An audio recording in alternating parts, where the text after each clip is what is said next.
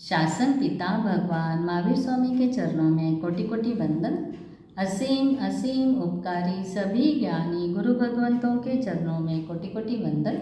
मोक्षगामी सभी आत्माओं को जय जिनेन्द्र।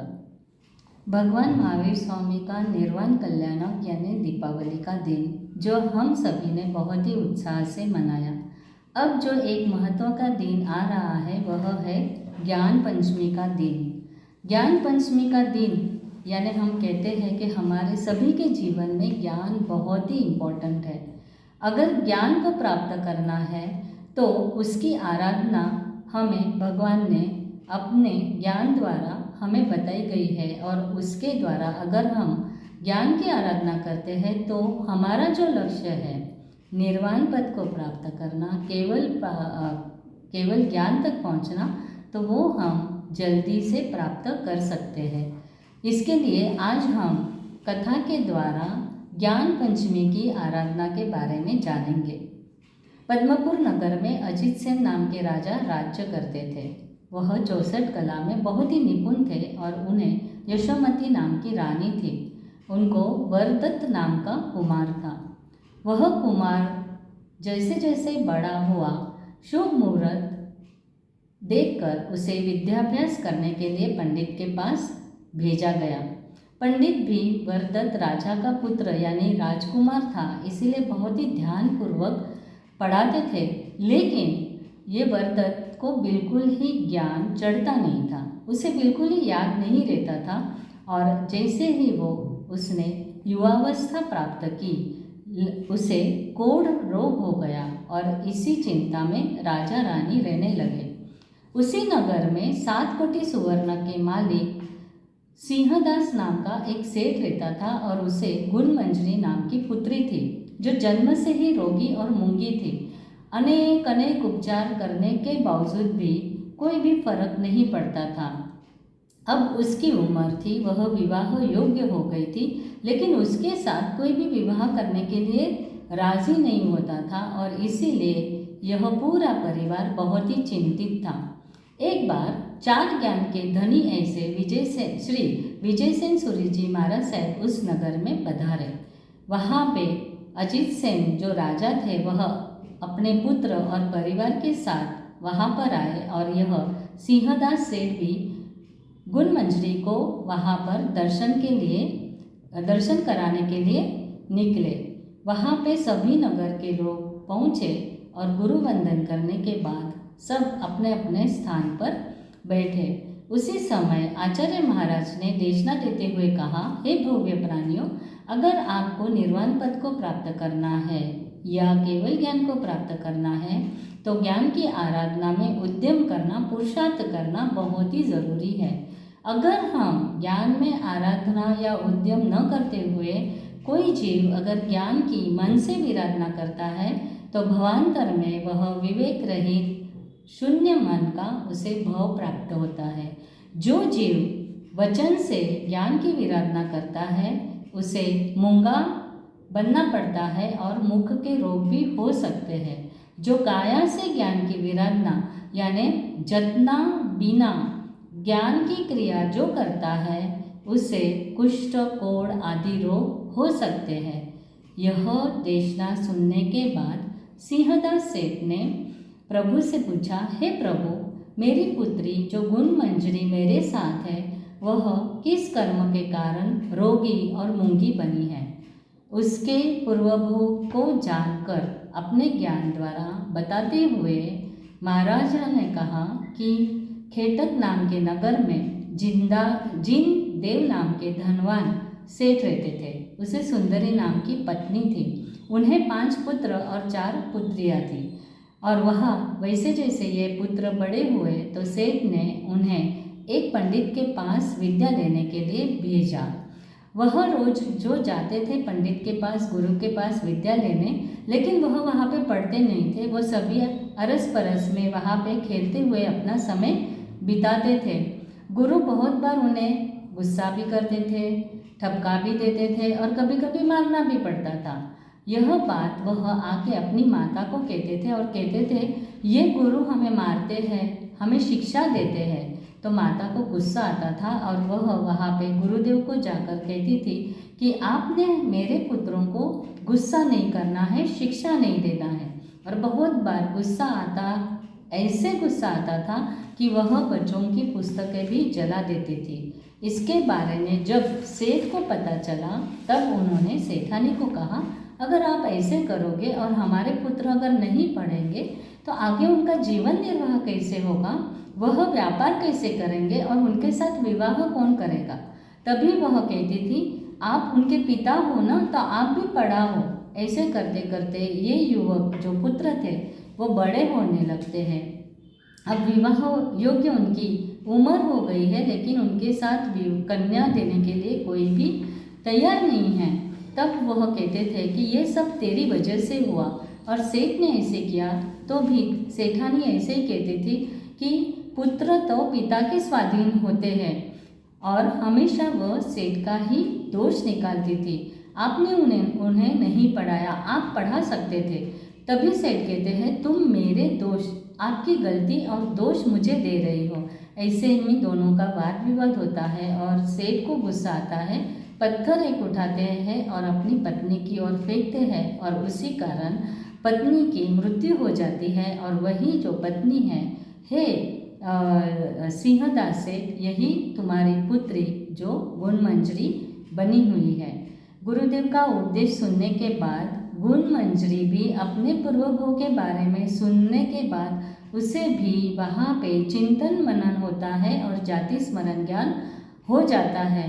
गुरुदेव ने जैसे कहा है वह पूर्व भाव जाति स्मरण ज्ञान में देखती है, और गुरुदेव ने जो कहा है वह पूर्ण सत्य है, यह भी वो कहती है। और वहाँ पे अब सिंहदास सेठ गुरुदेव को पूछते हैं, अगर मेरी पुत्री निरोगी बनना है, रोग मुक्त होना है, तो उसके लिए कुछ उपाय बताइए। तभी गुरु ने कहा कि ज्ञान पंचमी की आराधना अगर करती है तो वो सभी रोगों से मुक्त हो सकती है। ऐसे सुनने के बाद गुरुदेव के वचन सुनकर गुणमंजरी ज्ञान पंचमी की आराधना करने का पचखान गुरुमुख से ले लेती है और उसका विधि पूर्वक पालन करती है। तब द्वारा जो वह ज्ञान की आराधना करती है वह तप के प्रभाव से अब वह रूपवती बन गई है, और उसके पूरे जो रोग थे वह भी नष्ट हो गए हैं। उसका विवाह ठाठ माठ से जिनचंद्र नाम के कुमार के साथ होता है, और वहाँ पे वह साथ में गृह सुख का जो भोग कर कर लंबे समय चारित्र का पालन कर कर वहाँ पे वो चारित्र ग्रहण कर लेती है। वहाँ पे अजित सेन राजा भी यह गुण सुंदरी का पूर्वभाव जानकर अपने पुत्र के बारे में भी वह वहाँ पे गुरु को पूछते हैं कि यह मेरा पुत्र जो वर्दत है वह भी एक अक्षर भी नहीं पढ़ पाता है, और वह कोर्स रोग से भी पीड़ित है, तो उसका कारण भी आप बताएं कि किस कारण से इन्हें यह दशा उसकी प्राप्त हुई है। उसका भी पूर्वभाव देखने के बाद गुरुदेव कहते हैं कि श्रीपुर नगर में एक सेठ रहते थे। उन्हें दो पुत्र थे, वसुसार और वासुदेव नाम के दो पुत्र थे। एक बार वह दोनों पुत्र जो है वह अश्व क्रीड़ा करने के लिए वन में जाते हैं, और वहाँ पे उसी वन में श्री मुनि सुंदर नाम के सुरेश्वर वहाँ पे उनको देखकर दोनों उनको वंदन करते हैं। वंदन करने के बाद गुरुदेव धर्मोपदेश देते हुए कहते हैं कि यह जो औदारिक शरीर हमें मिला है इसकी नश्वरता को हमें समझना है, और इस जो शरीर की सार्थकता अगर है तो वो सिर्फ और सिर्फ धर्म क्रिया और तप में ही है। गुरु देशना का बोध लेने के बाद वो दोनों माता पिता की आज्ञा लेकर चारित्र ग्रहण करते हैं। उसमें जो छोटा भाई वासुदेव बहुत ही बुद्धिशाली होने के कारण चारित्र का बहुत ही सुंदर तरीके से पालन कर रहा है। स्वाध्याय करके वह बहुत सारे जो सिद्धांत है उसमें पारगामी बन जाता है, और उसकी योग्यता जानकर उसके गुरु उसे आचार्य पद दे देते हैं, और वासुदेव सूरी वह जो आचार्य बन गए हैं अब रोज 500 साधुओं को वह वाचना दे रहे हैं, उनकी स्वाध्याय ले रहे हैं। एक बार वसुदेव सूर्य आचार्य सोए हुए थे और तभी उसी वक्त अलग अलग साधु अपनी शंका, अपनी संदेह पूछने के लिए उनके पास उन्हें जगाकर पूछते थे और उनको समझाने के लिए, अर्थ बताने के लिए नींद में से उठना पड़ता था। तभी उनको मन में एक कुविकल्प आया और उन्होंने सोचा, यह मेरा जो भाई, बड़ा भाई है, वो बिल्कुल भी पढ़ा नहीं है, तो वो कितना शांति से सोया है, उसे अज्ञानी है इसलिए कोई भी डिस्टर्ब नहीं कर रहा है, लेकिन मेरी नींद तो शांति से हो ही नहीं पा रही है। यह जो मेरे साथ हो रहा है उसका एक ही कारण है कि मैंने ज्ञान लिया है, इसी कारण से मैं शांति से नहीं सो पा रहा हूँ। और वह नक्की निश्चय करते हैं कि अब मुझे न पढ़ना है और न पढ़ाना है।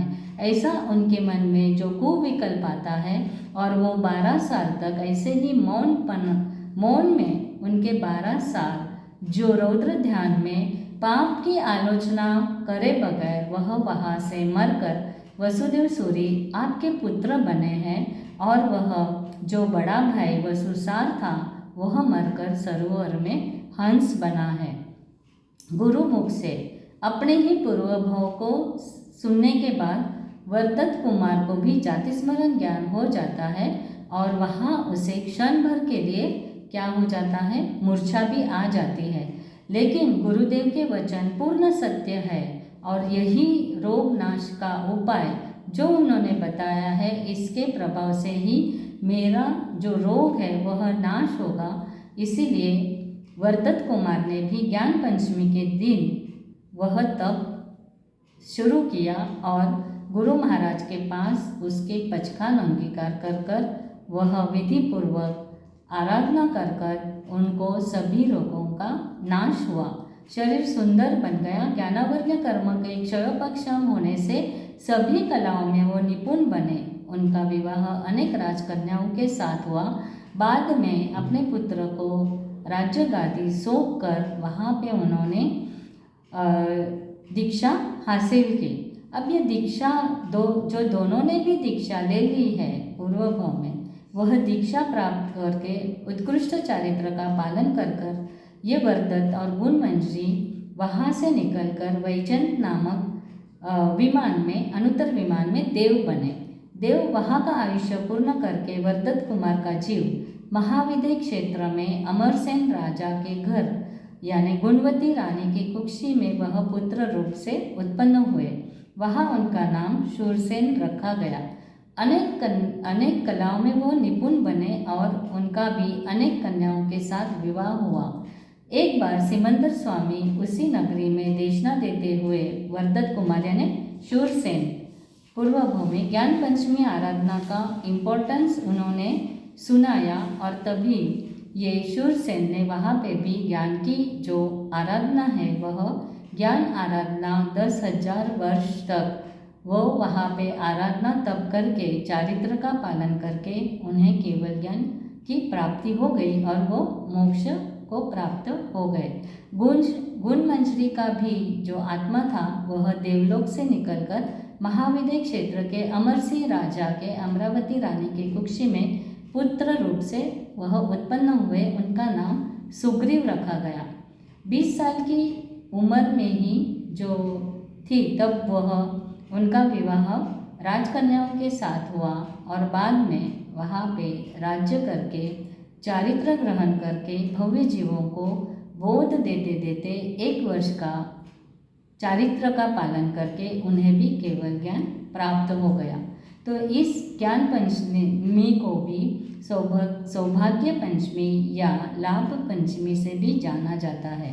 इस बोधदायक कथा को सुनकर हमें भी ज्ञान पंचमी के आराधना में उद्यमी या पुरुषार्थ करना है और इसके लिए भगवान महावीर ने सभी के सर्वांगीण विकास के लिए आगम में अलग अलग हमें मार्गदर्शन दिए गए हैं। श्री स्थानांग सूत्र में इस जो कार्तक सुद पंचमी का महत्व बताते हुए बताया गया है कि इस दिन 10 ग्रहों की दशा ऐसी होती है यानी जो 10 ग्रह है वह शुभ ग्रह की अवस्था ऐसी होती है और इसी दिन अगर हम पढ़ते या पढ़ाते हैं तो अवश्य चिरकालीन ज्ञान की हमारे में वृद्धि होती है, ज्ञान का विकास होता है। और उसी समय अगर गुरु कृपा भी मिल जाती है तो आत्मज्ञान प्रकट हुए बिना नहीं रहता है। वातावरण की योग्यता और व्यक्ति की पात्रता और उसमें गुरु कृपा ये सभी का योग अगर मिल जाता है इस दिन तो अज्ञानी भी परम ज्ञानी बन सकता है। और इसीलिए जैन दर्शन में कार्तिक सुद पंचमी के दिन यानी ज्ञान पंचमी को बहुत ही महत्व दिया गया है। इस दिन ऐसे नक्षत्र का योग रहने से जो हम श्रद्धा और समर्पणता से ज्ञान की आराधना करते हैं तब करते हैं तो हम निशंक आत्मज्ञान को प्रकट कर सकते हैं। श्रद्धा के साथ मिला हुआ ज्ञान परम ज्ञान तक हमें पहुंचा सकता है। श्रद्धा और ज्ञान का अंतिम लक्ष्य तो यही है कि हमें केवल ज्ञान की प्राप्ति करनी है और परमात्मा के समीप पहुंचना है। ऐसे ज्ञान पंचमी के दिन हम सभी ज्ञान की आराधना करते जल्दी से जल्दी केवल ज्ञान तक पहुँचे, यही शुभकामना के साथ आज के सेशन में जिनामना के विरुद्ध कुछ भी कहा गया हो तो उसके लिए तस्मिच्छामि दुक्कडम। सभी को ज्ञान पंचमी की बहुत बहुत शुभकामना। जय जिनेंद्र।